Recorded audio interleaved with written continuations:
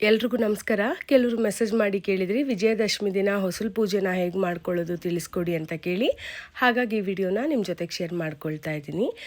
ವಿಜಯದಶಮಿ ದಿನ ಅಲ್ದಿರ ಪ್ರತಿದಿನ ಕೂಡ ಹೊಸಲು ಪೂಜೆ ಮಾಡೋದು ತುಂಬಾ ಒಳ್ಳೆಯದು.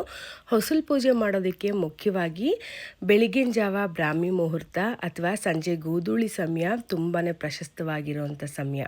ಹೊಸಲು ಪೂಜೆ ಮಾಡೋಕ್ಕೂ ಮೊದಲಿಗೆ ಮನೆ ಕಸ ಗುಡಿಸಿರ್ಬೇಕು. ಮನೆ ಕಸ ಗುಡಿಸ್ತೀರಾ ಹೊಸಲು ಪೂಜೆ ಆರಂಭ ಮಾಡಲೇಬಾರ್ದು. ಶುದ್ಧವಾಗಿ ಸ್ನಾನ ಮುಗಿಸ್ಕೊಂಡು ಬಂದು ಹೊಸಲು ಮೇಲೆ ನಾವು ಮೊದಲು ಹಳೆಗಿಟ್ಟಿರೋ ಅಂಥ ಏನು ರಂಗೋಲಿ ಇದೆ ಆ ರಂಗೋಲಿನ ಒಂದು ಬಟ್ಟೆನಲ್ಲಿ ಒರೆಸ್ಕೊಂಡು ಹೊಸಲಲ್ಲಿ ಲಕ್ಷ್ಮೀನಾರಾಯಣ ನೆಲೆಸಿರ್ತಾರೆ. ಹಾಗಾಗಿ ಲಕ್ಷ್ಮೀನಾರಾಯಣನ ಸ್ಮರಣೆ ಮಾಡಿಕೊಂಡು ಹೊಸಲಿಗೆ ನೀರನ್ನು ಹಾಕಿ ನಾವು ಹೊಸಲನ್ನ ಕ್ಲೀನಾಗಿ ತೊಳ್ಕೊಬೇಕಾಗತ್ತೆ.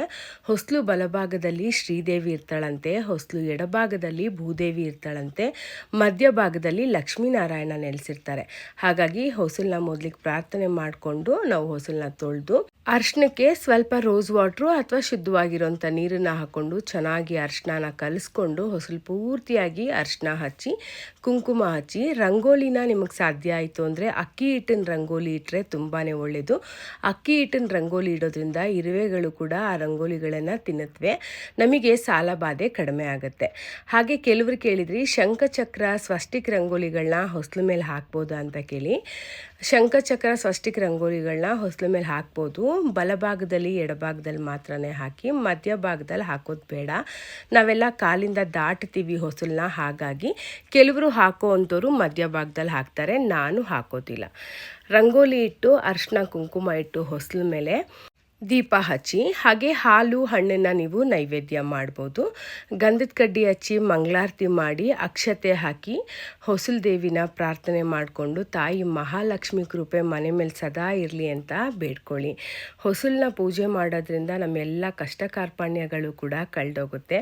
ಇಲ್ಲಿ ಲಕ್ಷ್ಮೀನಾರಾಯಣ ನೆಲೆಸಿರೋದ್ರಿಂದ ಯಾವುದೇ ಕಾರಣಕ್ಕೂ ಕೂಡ ಕೆಲವು ಟೈಮು ಒಂಟಿ ಕಾಲಲ್ಲಿ ನಿಂತ್ಕೋಬಾರ್ದು, ಹೊಸಲು ಮೇಲೆ ನಿಂತ್ಕೋಬಾರ್ದು, ಹಾಗೆ ಹೊಸಲು ಮೇಲಂತೂ ಕೂತ್ಕೊಳ್ಳೇಬಾರ್ದು.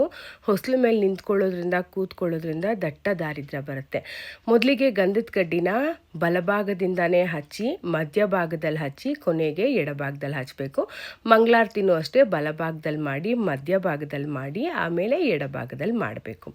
ಧೂಪ ದೀಪ ನೈವೇದ್ಯ ತೋರಿಸಿ ಹೊಸಲನ್ನ ಪೂಜೆ ಮಾಡ್ಕೋಬೇಕಾಗತ್ತೆ. ಹೊಸಲಲ್ಲಿ ಜಯ ವಿಜಯರು ನೆಲೆಸಿರ್ತಾರೆ, ಮುಕ್ಕೋಟಿ ದೇವತೆಗಳ ವಾಸ ಇರುತ್ತೆ ಅಂತ ಹೇಳ್ತಾರೆ. ಹಾಗಾಗಿ ಮಂಗಳವಾರ ಶುಕ್ರವಾರ ದಿನಗಳಲ್ಲಿ, ಪೌರ್ಣಮಿ ದಿನಗಳಲ್ಲಿ, ವಿಶೇಷ ದಿನಗಳಲ್ಲಿ, ಹಬ್ಬದ ದಿನಗಳಲ್ಲಿ, ನವರಾತ್ರಿ ದಿನಗಳಲ್ಲಿ ಹೊಸಲು ಪೂಜೆ ಮಾಡೋದು ತುಂಬಾ ಒಳ್ಳೆಯದು. ಹೊಸಲು ಪೂಜೆ ಮಾಡೋದ್ರಿಂದ ಮಹಾಲಕ್ಷ್ಮಿ ವಾಸ ಮನೆ ಮೇಲಿರುತ್ತೆ.